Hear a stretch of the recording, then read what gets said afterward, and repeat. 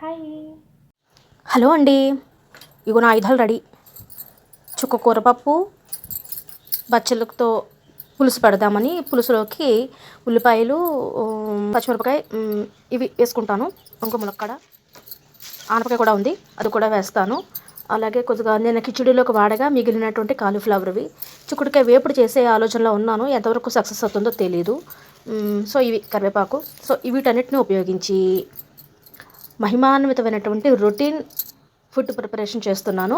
మీకు ఆసక్తి ఉంటే కామెంట్ చేసి లైక్ చేయండి. మరి ఇంకెందుకు ఆలస్యం,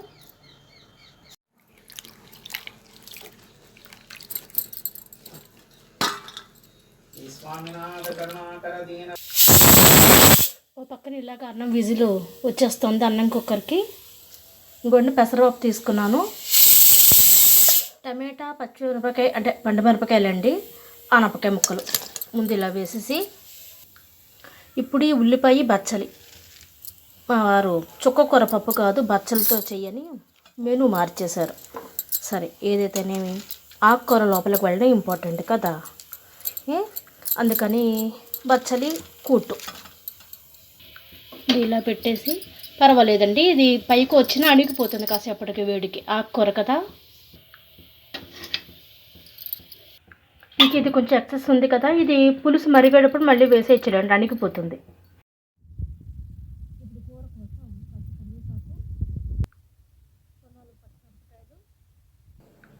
కాలీఫ్లవరు, ఇందాక అక్కడ మిగిలిన బచ్చలి, ఉల్లిపాయలు,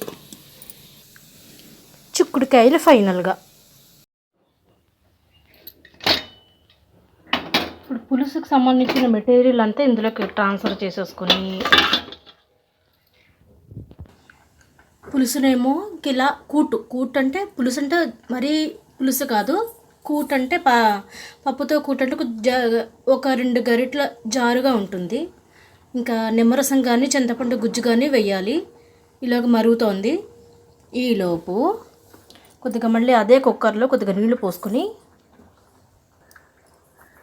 ఒక సాల్ట్, కొద్దిగా పసుపు, ఈ ముక్కల్ని పైన కొద్దిగా నీళ్లు చల్లి పెట్టేయడమే. ఇంకా ఇప్పుడు ఈ పులుసులో కాస్త పసుపు, తగినంత సాల్ట్. ఇందాక కుక్కర్లో పెట్టినప్పుడే పసుపు ఉప్పు కూడా వేసేయచ్చు, కానీ ఆకు పైకి దాకా వచ్చింది కదా, అందుకని సర్లే లాస్ట్లో వేయచ్చులేని ఇంకా ఆగాను, లేకపోతే అప్పుడే వేసేసుకోవచ్చు. ఈలోపు గ్యాప్లో ఓ 4 అంటే ఒక చిన్న ములక్కాడ ఫ్రిడ్జ్లో పడి ఉంటే దాన్ని ఇలా కోసేసి ఇలా వేసేసి, ఇప్పుడు ఇందులో ఈ ఉలవచారు ప్యాకెట్ విజయవాడలో దొరుకుతుంది, అలాగే ఇక్కడ కూడా మా ఊళ్ళో భీమవరంలో కూడా అమ్ముతున్నారు. సో ఉలవచారు కూడా వేసేసుకుంటే ఓ మరిగించేయచ్చు, అది కూడా పడి ఉంటుంది. ఇలాగా ఉంటుంది, చిక్కగా ఉంటుంది. అదే మరీ చిక్కగా కాదు, ఇలా ఉంటుందండి. దాన్ని మనం కొంత తగినంత అంటే పలచగా చేసుకోవచ్చు, లేకపోతే ఇలాగే కూడా ఉంచేసుకోవచ్చు. అలాగే ఉంచుకుంటే మరిగేటప్పటికి ఇంకా గట్టి పడిపోతుంది, అందుకని కొద్దిగా పలచగా చేసుకుంటే మరిగేటప్పటికి కరెక్ట్ లెవెల్లోకి వచ్చేస్తుంది.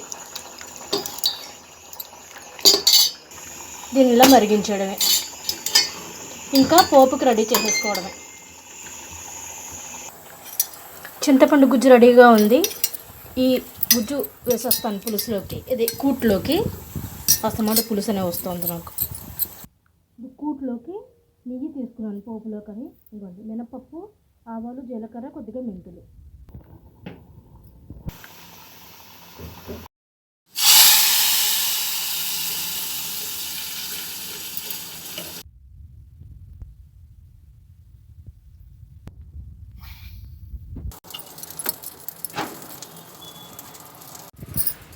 ఇప్పుడు చిక్కుడుకాయ, కాలీఫ్లవరు, స్ప్రౌట్స్ ఉడికించిన మిశ్రమాన్ని ఈ వేయించిన పోపు మూకుట్లో వేసేయడమేనండి. కొద్దిగా గరం మసాలా కూడా వేసుకుంటే చాలా బాగుంటుంది.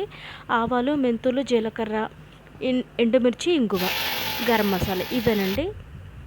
ఇందాక వీడియోలోకి కలవలేదు బై మిస్టేక్, స్ప్రౌట్స్ కూడా వేసానండి కుక్కర్లో ఉడికించేటప్పుడే. కాలీఫ్లవరు, చిక్కుడుకాయలతో పాటు స్ప్రౌట్స్ కూడా వేసాను, ఉల్లిపాయ బచ్చలాకులతో పాటు.